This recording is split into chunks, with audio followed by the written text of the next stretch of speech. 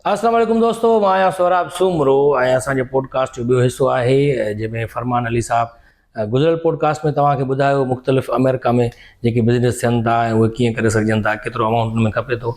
पर फरमान साहब जेको असां पहिरियों वीडियो रखियोसीं हुन में घणनि माण्हुनि वरी इहो सुवालु कयो आहे कमेंट्स में त हिकिड़ो E2 वीज़ा आहे, बिज़नेस वीज़ा, उन जे बारे में थोरो ॿुधायो असांखे। ऐं नाज़रीन तव्हांखे ॿुधाईंदा हलूं त फरमान अली साहब हिकु रियल एस्टेट जो कमु कंदो आहे हिते ऐं मुख़्तलिफ़ बिज़नेस कमु कंदो आहे। को इमिग्रेशन अटार्नी न आहे, जस्ट पंहिंजो तजुर्बो तव्हां सां शेयर कंदो ऐं ॿुधाईंदो त E2 वीज़ा छा आहे, उहो कीअं अची सघे थो उन ते, या जेके स्टूडेंट वीज़ा आहिनि उन जे बारे में थोरो ॿुधायो त उहे कीअं अप्लाई कनि माण्हू।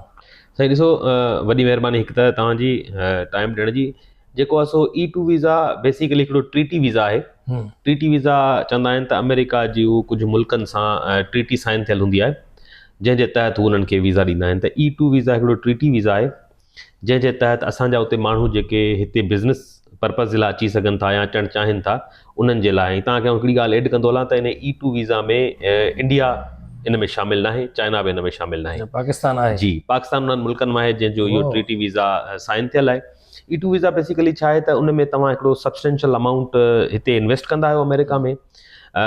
हुनजे जेको आहे वेबसाइट ते या हुनजी पॉलिसीज़ में को स्पेसिफिक अमाउंट ॿुधायल न आहे, पर काफ़ी अटॉर्नीज़ चवंदा आहिनि त अगरि तव्हां पाकिस्तान में वेठा आहियो त $1 लख खां मथे तव्हां उहो अमाउंट हिते इन्वेस्ट करियो। ऐं जेको डॉलर माना पाकिस्तानी तक़रीबन 3.25 करोड़ थियनि था। जी बिल्कुलु, को वॾो अमाउंट कोन्हे। एतिरा माण्हू हुते घर वठी था छॾनि, फ्लैट वठी था छॾनि। कराची में या बेरा टाउन में तव्हां ॾिसो एतिरो हिकिड़ो फ्लैट ऐं घर आहे। बिल्कुलु, सो उहो अमाउंट तव्हां हिते इन्वेस्ट कंदा आहियो। पोइ जंहिं बि बिज़नेस में तव्हां करणु चाहियो, मुख़्तलिफ़ क्वालिफाइड बिज़नेस आहिनि उन में जंहिंमें तव्हां करणु चाहियो, पोइ उन बिज़नेस वीज़ा वठण खां पोइ तव्हां पाण, तव्हांजी घरवारी, या अगरि घरवारी अप्लाई करे थी त उनजो जेको स्पाउस आहे यानी उहो, ऐं उनजे 21 सालनि खां नंढा जेके बि ॿार आहिनि उहे उन सां गॾु हिते उन वीज़ा ते अची सघनि था। ॿारनि जी एजुकेशन ऐं मेडिकल हिते उनजी फ्री हूंदी आहे। जेको उनजो स्पाउस आहे, हिकिड़ो मेन एप्लीकेंट हूंदो त बिज़नेस कंदो, जेको उनजो घरवारी या घरवारो हूंदो उहो हिते जॉब करे सघे थो ईज़िली ऐं उहो हिते रही सघनि था। E2 वीज़ा हिकिड़ो माण्हू वठे उन सां गॾु ॿियनि खे बि वीज़ा मिली वेंदा घर वारनि। जी बिल्कुलु ईअं आहे। जेकॾहिं को हस्बैंड माना हिकिड़ो फ़र्द घर जो वठे थो त उनजी घरवारी आहे ऐं 21 सालनि खां नंढा ॿार इहो वीज़ा बिल्कुलु वठी सघनि था, हिते अची सघनि था। उहो वीज़ा रिन्यूएबल हूंदो आहे। पोइ अॻिते हली उन में मुख़्तलिफ़ पार्ट्स आहिनि जंहिंमें तव्हां ग्रीन कार्ड जी तरफ़ वञी सघो था। अच्छा, माना उहो वीज़ा वठी करे उन खां पोइ हिते अची कोई कारोबार सोचे सघे थो? न, ईअं हूंदो आहे जो ॾिसो, पहिरियां तव्हां डिसाइड कंदा आहियो त तव्हांखे कहिड़े कारोबार में वञिणो आहे। लाइक ॿुधाइणो आहे उते पहिरियां बिज़नेस पहिरियां परचेस करिणो आहे। अच्छा, मतिलबु इन वीज़ा जो टोटल ऐं तव्हांखे टाइम ॿुधायां त 4 महीननि में इहो वीज़ा तव्हांखे मिली सघे थो, अगरि तव्हां हुनखे स्मूथली पाण में हलायो। इन में प्रीमियम प्रोसेस बि आहे। अगरि तव्हां प्रीमियम प्रोसेस में वञणु चाहियो त 15 ॾींहंनि में तव्हांजो डिसीजन अची वेंदो आहे।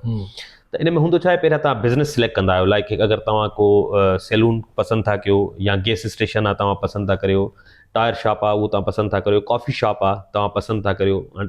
मिसाल अगरि कॉफ़ी शॉप जी ॻाल्हि कयूं, हिकिड़ो कॉफ़ी शॉप आहे उहो तव्हां परचेज़ करियो था, त तव्हां उहो कॉफ़ी शॉप पहिरियां परचेज़ कंदा आहियो। उहो परचेज़ करे उहो तव्हांजे नाले ते जॾहिं थींदो आहे त पोइ तव्हां इन जी हिकिड़ी वीज़ा एप्लीकेशन हूंदी आहे, उहा भरे ऐं तव्हां उते US एम्बेसी में वेंदा आहियो। त उन्हनि खे ॿुधाईंदा भई हीअ असां बिज़नेस परचेज़ करियो आहे अमेरिका में। यस, बिज़नेस वरितो आहे ही। जी हा।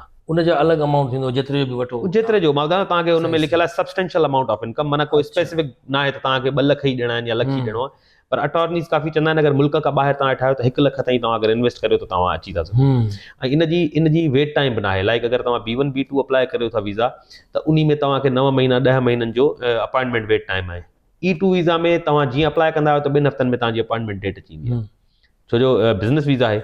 ऐं इन में सिर्फ़ु 2 शयूं ॾिसंदा आहिनि। अगरि तव्हांजो को क्रिमिनल बैकग्राउंड न आहे ऐं जेकॾहिं तव्हांजा फंड्स लेजिटिमेट आहिनि त इन वीज़ा जो तव्हां अगरि इंटरनेट ते या गूगल करे ॾिसंदव त इन जो सक्सेस रेशो जेको आहे उहो 98% आहे। अच्छा, मनी ट्रेल बि थींदो छा? मिसाल अमेरिका पुछे त तव्हां एतिरा पैसा केॾा आंदा? जी, उहो ॾेखारिणो पवंदो न, ॿुधाइणो पवंदो त मां ही जॻह विकिणी या ही गाॾी विकिणी। इनहेरिट कयो, माना फर्ज़ कयो कंहिं माण्हूअ खे विरासत थी मिले त ॿुधाईंदो त भई ही अमाउंट मुंहिंजो इनहेरिटेंस आहे, मिल्कियत मां हिसो मिलियो। ऐं अगरि या मुंहिंजी ज़मीन हुई उहा मां विकी, उहो ॾेखारींदो त मां हे सौदो कयो आहे। जी जी जी ॾेखारे करे सघे थो, ॿुधाए सघे। बिल्कुलु ॾेखारे सघे थो। गिफ्ट आहे, गिफ्ट बि करे सघे थो। गिफ्ट बि करे सघे। जी हा, त मूंखे गिफ्ट मिलियो आहे। जी हा, बिल्कुलु करे सघे थो। उहो ॿुधाए सघे थो। माना उहो ॿुधाइणो आहे त असांजो ही पैसो हितां असां वरितो आहे, हाणे अमेरिका में इन्वेस्ट करणु था चाहियूं। इहो इन्वेस्ट असां कयो आहे अमेरिका में, हाणे इहो बिज़नेस मां पाण रन करणु वञा थो। E2 वीज़ा ॾिनो वञे। यस, बिल्कुलु। अच्छा, हुन वीज़ा जी फीस अलॻि हूंदी आहे? साईं, वीज़ा जी फीस त 50,000 आहे पाकिस्तान। 50-55,000 आहे तक़रीबन। उहा ई फीस आहे। उहा ई हूंदी हा, बिल्कुलु। जेका B1 B2 जी। हा, मुंहिंजे ख़्याल में 50-55,000 मुंहिंजे ख़्याल में। वीज़ा जो क़िस्म अलॻि आहे, E2 आहे। जी हा, जी बिज़नेस वीज़ा पाण हो जेको वठंदा आहियूं उहो B1 B2 आहे, ही वीज़ा E2 आहे। अच्छा अच्छा, कुझु दोस्त असांजा UAE में बि तमामु घणा आहिनि दोस्त, दुबई में, शारजा में या अबूज़बी में, उन्हनि तव्हांजी वीडियो ॾिठी, हिकिड़ी शॉर्ट वीडियो ठाही अथव, त गाॾियूं जेको आहे सो हाई लेवल जूं गाॾियूं हिते जेके आहिनि जी जी उहे बि माण्हू मोकिलनि था UAE में। हा सही वॾो इन जो business कारोबार कीअं आहे थोरो गाॾियुनि जो? सही आहे बिल्कुलु। मां हिकिड़ी वीडियो ठाही उन ते बिल्कुलु मां बि कमेंट्स पढ़ां पियो, दोस्त पुछनि पिया कि सही ॻाल्हि था चओ तव्हां। इहो हिकिड़ो वॾो बिज़नेस आहे। ॾिसो अमेरिका दुनिया जे उन्हनि मुल्कनि में आहे जिथे हिते दुनिया जी हर क़िस्म जी गाॾी आहे। ऐं साॻे ई वक़्तु हिते अगरि गाॾी तव्हां पाण हिते हाणे ॾिसो पिया, काफ़ी टाइम खां अचो पिया तव्हांखे ख़ुशि रखे, ॾिसो पिया त हिते माण्हुनि जी गाॾी जी अगरि थोरी का डैमेज थींदी आहे या कुझु अरसे खां पोइ हू गाॾियूं जेको आहे न ॾेई छॾींदा आहिनि, साल ॾेढ खां पोइ, 2 सालनि खां पोइ एग्ज़ैक्टली चेंज कंदा आहिनि। चेंज कंदा आहिनि गाॾियूं। गाॾी बि सुठी कंडीशन में न सभु। बिल्कुलु बिल्कुलु सही। हिते कहिड़ो तव्हां ॾिसो पिया गाॾियूं माशाल्लाह केॾी मां उहो ई तव्हांजी गाॾी ॾिठमि, मां चयो यार तव्हां जेको आहे काथे गप में न विया आहियो छा? माना टायर बि मेरा न थिया आहिनि गाॾीअ जा, साफ़ सुथरो माहौल आहे बिल्कुलु ईअं।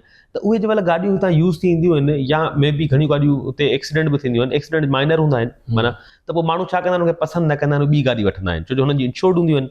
इंश्योरेंस कंपनीज़ हिते जंग करण खां बहितर आहे त उहे हितां मोकिले छॾींदा आहिनि मिडल ईस्ट या UAE या इन मुल्कनि में। पोइ उन मुल्कनि में तव्हां शारजा यकीनन विया आहियो, तव्हां ॾिठो हूंदो उते वॾी मार्केट आहे गाॾियुनि जी।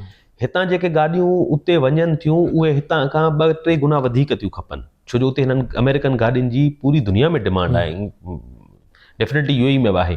त फ़र्ज़ु करियो हितां अगरि तव्हां गाॾी लाइक मां पंहिंजी वीडियो में जेका गाॾी रखी हुई लेक्सस, उन में माण्हू कंफ्यूज़ थी विया त हीअ गाॾी 50,000 जी न आहे, लख जी आहे, छो जो उन में मां जेको आहे उनजो मॉडल मेंशन करणु विसरी वियो। दरअसल 2019-20 जो मॉडल आहे जेको हिते 48-50,000 जो मिले थो।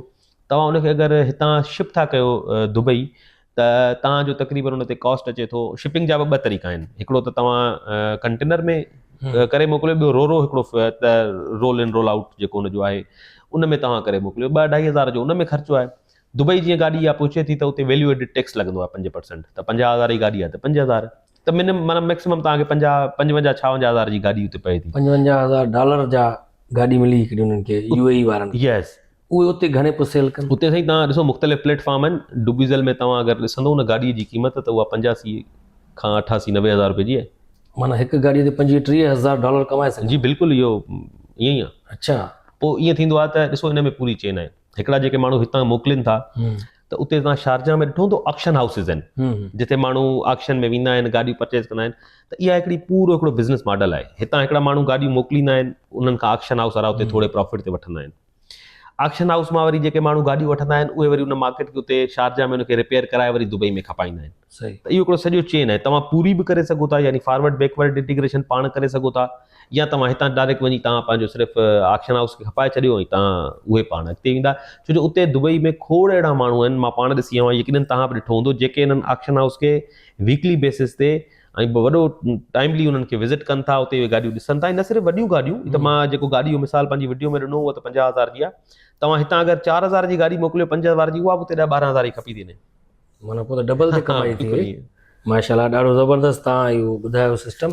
त दोस्तो, जेके दोस्त बिज़नेस करणु चाहिनि था हिते अची करे, उहे E2 वीज़ा जेको फरमान अली साहब ॿुधायो उहो ज़रूरु अप्लाई कयो ऐं अची करे हिते बिज़नेस कयो। ऐं तव्हांखे इहो असां बाक़ाइदे पक ॾियूं था त हिते का बि 2 नंबरी नथी थिए। न उहो त जेको माण्हू जेको उते वेठा उनखे ख़बर आहे, हिते सॼो कमु जेको आहे सो कानूनी तौर ते थिए थो ऐं तव्हां बाक़ाइदे दिलजाए करे हिते अची सघो था ऐं पंहिंजो बिज़नेस वधाए सघो था। हूअं बि चवंदा आहिनि त नीच नौकिरी, उत्तम खेती, वधंदड़ वापारु। सो इहो वापारु जेको आहे उहो वधंदड़ आहे। ऐं हूअं बि असांजा सिंधी माण्हू जेके आहिनि उहे दुनिया जे कुंड कुड़च में वापारु कनि था ऐं माशाल्लाह कामयाबु बिज़नेसमैन आहिनि। ऐं जेकॾहिं तव्हां चाहियो था त कंहिं ॿिए कारोबार जे बारे में जेको तव्हांजे ज़हन में हुजे, इन कारोबार में असांखे ॿुधायो त केतिरी इन्वेस्ट आहे ऐं केतिरो प्रॉफिट आहे हुन में, त उहे बि तव्हां असांखे कमेंट्स बॉक्स में ज़रूरु ॿुधाइजो त तव्हां कहिड़े कारोबार में इंट्रस्टेड आहियो। त उन कारोबार जे बारे में बि असां फरमान अली साहब जो ख़िदमतूं वठंदासीं ऐं तव्हांखे ॿुधाईंदासीं वेही त जीअं तव्हांजो कारोबार अञा वधे। फरमान अली साहब असां हिते मौजूदु आहियूं तव्हांजे लाइ। सो तव्हां सां कॉन्टेक्ट कराईंदासीं इंशाल्लाह। अलाह साईं तव्हांखे बरकत ॾींदो ऐं वापार में हूअं बरकत पवंदी आहे। ईंदड़ विलाग में वरी असां पॉडकास्ट में कंहिं ॿिए कारोबार ते ॻाल्हाईंदासीं। तेसीं ताईं मूंखे ॾींदा इजाज़त। अल्लाह हाफ़िज़।